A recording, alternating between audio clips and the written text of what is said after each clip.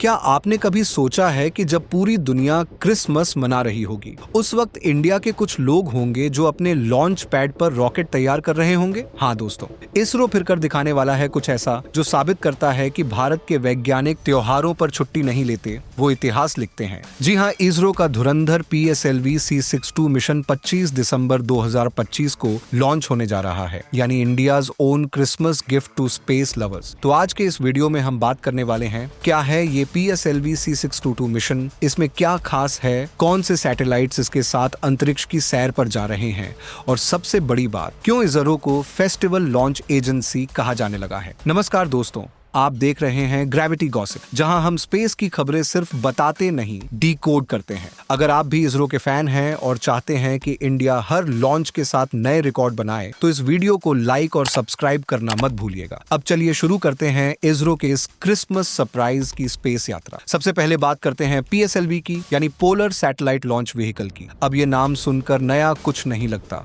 लेकिन PSLV वही rocket है जिसने चंद्रयान 1 और मंगलयान जैसे मिशन की नींव रखी थी। ये रॉकेट इसरो के लिए ऐसा है जैसे भारतीय क्रिकेट टीम के लिए विराट कोहली, भरोसेमंद, स्थिर और परफॉर्मर हर सिचुएशन में। 1994 में पहली बार लॉन्च हुआ PSLV आज 30 से ज्यादा देशों के सैटेलाइट्स को ऑन ऑर्बिट में भेज चुका है। इस रॉकेट का सक्सेस रेट इतना बढ़िया है कि इसे इसरो का वर्क हॉर्स कहा जाता है, यानी मेहनती घोड़ा जो हमेशा है जीत के लिए तैयार। अब सवाल है कि C62 का मतलब क्या है। दरअसल हर बार PSLV के नए फ्लाइट को एक सीरीज नंबर दिया जाता है और ये C62 है, यानी PSLV का 62वां वार्म मिशन। लेकिन कहानी यहीं खत्म नहीं होती, असली मजा तो अभी बाकी है। लॉन्च की तारीख है 25 दिसंबर 2025, जगह वही श्रीहरिकोटा का सतीश धवन स्पेस सेंटर, और टाइम अभी तक इसरो ने फाइनल नहीं किया है। लेकिन अंदर के सूत्र बताते हैं कि ये मिशन सुबह के समय हो सकता है, ताकि विंडो और ऑन ऑर्बिटल डायनेमिक्स दोनों मैच हो सकें।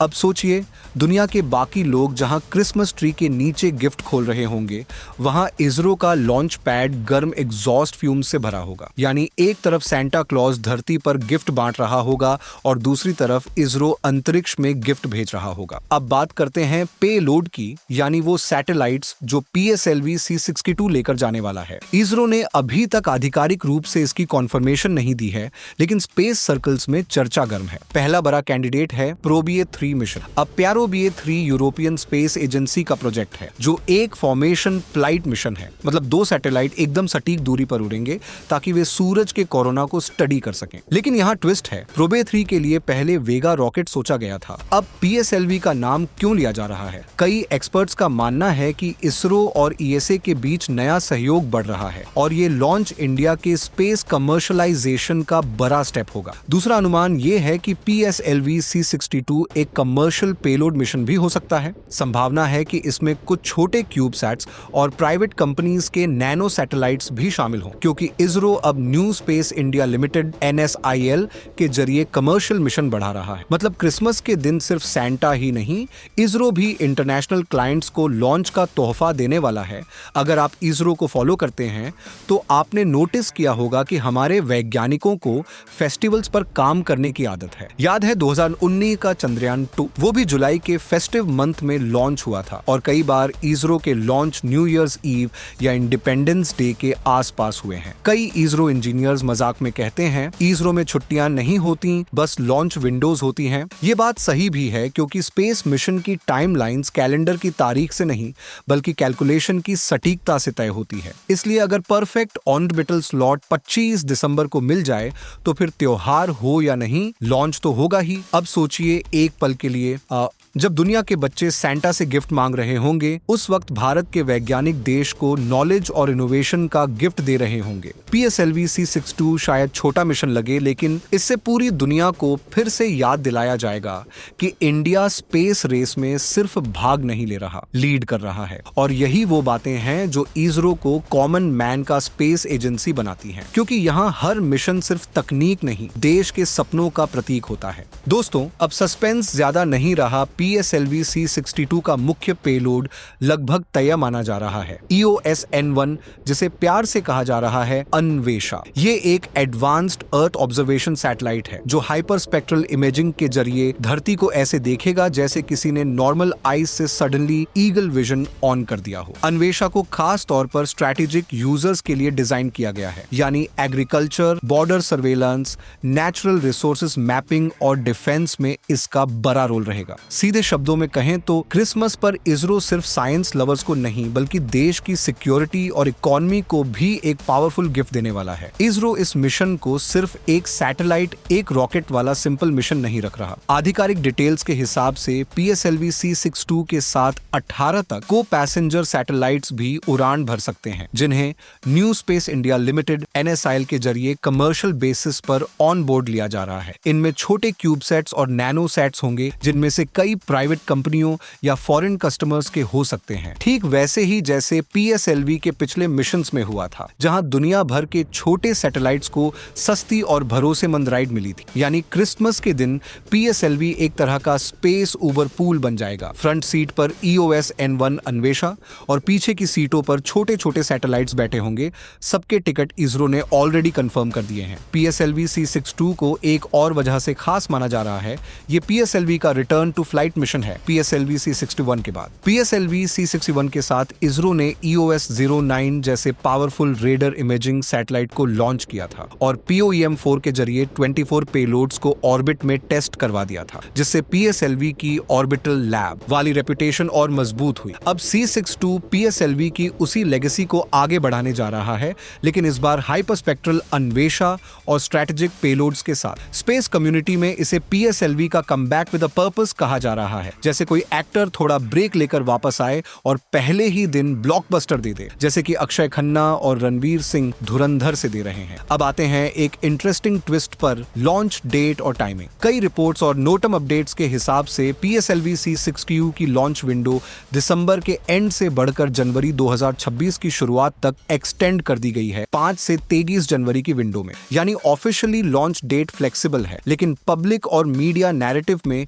ये अब भी क्रिसमस लॉन्च के नाम से ट्रेंडिंग है, क्योंकि पहली बार इसकी योजना 25 दिसंबर के आसपास की गई थी। सिविल एविएशन नॉर्म्स में श्रीहरिकोटा के ऊपर वाले एयर स्पेस को स्पेसिफिक टाइम के लिए ब्लॉक किया गया है, ताकि लॉन्च के दौरान कोई फ्लाइट उस कॉरिडोर में ना आए। ये सब सुनकर लगता है कि इसरो के लिए लॉन्च सिर्फ स्पेस का इवेंट नहीं, बल्कि जमीन और आसमान दोनों जगहों का एक सिंक्रोनाइज्ड बैलेट है। लॉन्च के कुछ हफ्ते पहले से ही श्रीहरिकोटा में हसल शुरू हो चुका होता है। सबसे पहले रॉकेट स्टेजेस इंटीग्रेशन होती है। PSLV के सॉलिड और लिक्विड स्टेजेस को क्रम से जोड़ा जाता है। फिर सैटेलाइट को क्लीन रूम में टेस्ट किया जाता है, वाइब्रेशन, वैक्यूम, थर्मल, ताकि ये पक्का हो जाए कि लॉन्च के झटकों और स्पेस के एक्सट्रीम टेम्परेचर को झेल पाए। जब सब क्लियर हो जाता है, तब सैटेलाइट को पेलोड फेयरिंग के अंदर एनकैप्सुलेट किया जाता है। ये वो व्हाइट कोन है जो आप सभी लॉन्च वीडियोस में देखते हैं। फिर एक जायंट ट्रांसपोर्टर पूरी असेंबल्ड रॉकेट को लॉन्च पैड तक स्लोली ले जाता है। ये प्रोसेस देखने लायक होता है, जैसे किसी शादी में दूल्हे की बारात निकली हो, बस यहाँ बैंड की जगह ग्राउंड क्रू और कंप्यूटर्स होते हैं। EOS-N1 अन्वेषा सिर्फ एक और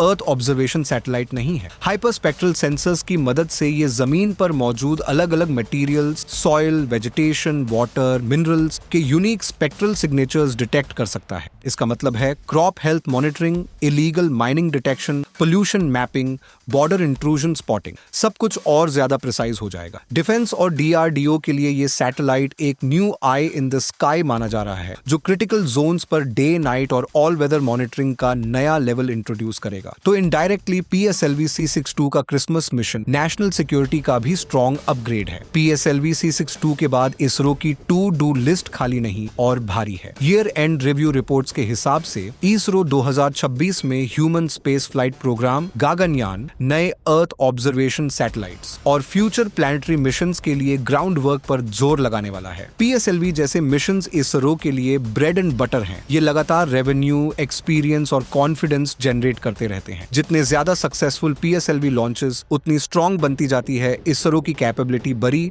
और कॉम्प्लेक्स मिशंस के लिए, जैसे lunar sample return, advanced space telescopes और शायद फ्यूचर मार्स लैंडर्स। अब जरा इमेजिन कीजिए, श्रीहरिकोटा का सुबह का आसमान, समुद्र से आती हल्की हवा, लॉन्च पैड पर खड़ा PSLV C-60 और कंट्रोल रूम में बैठे साइंटिस्ट जिनके लिए ये कोई नॉर्मल दिन नहीं बल्कि साल की सबसे क्रूशल मॉर्निंग है। बाहर की दुनिया में लोग क्रिसमस की छुट्टी मनाकर लेट उठ रहे होंगे और यहाँ काउंटडाउन चल रहा होगा 10, 9, 8। इसीलिए इसरो के लॉन्चेस में एक अलग ही इमोशन होता है। यहाँ हॉलिडे का मतलब है हाई एनर्जी डे। इसरो साबित कर चुका है कि त्योहारों पर भी अगर काम का मतलब है देश की कैपेबिलिटी को अगले लेवल पर ले जाना तो वो पीछे नहीं हटता। अब बारी आपकी। आपको क्या लगता है EOS N1 अन्वेषा जैसे सैटेलाइट से इंडिया की डिफेंस और एग्रीकल्चर में सबसे बड़ा फायदा कहां होगा? बॉर्डर सिक्योरिटी या क्रॉप मॉनिटरिंग? और दूसरा सवाल, अगर आपको मौका मिले श्रीहरिकोटा जाकर लाइव लॉन्च देखने का तो आप किस फेस्टिवल पर जाना पसंद करेंगे? दिवाली, न्यू ईयर या क्रिसमस जैसा ये मिशन? कमेंट में जरूर लिखिए। तो दोस्तों, PSLV C-62 का ये क्रिसमस सरप्राइज सिर्फ एक लॉन्च नहीं बल्कि ये मैसेज है कि इंडिया अब स्पेस को सिर्फ साइंस के रूप में नहीं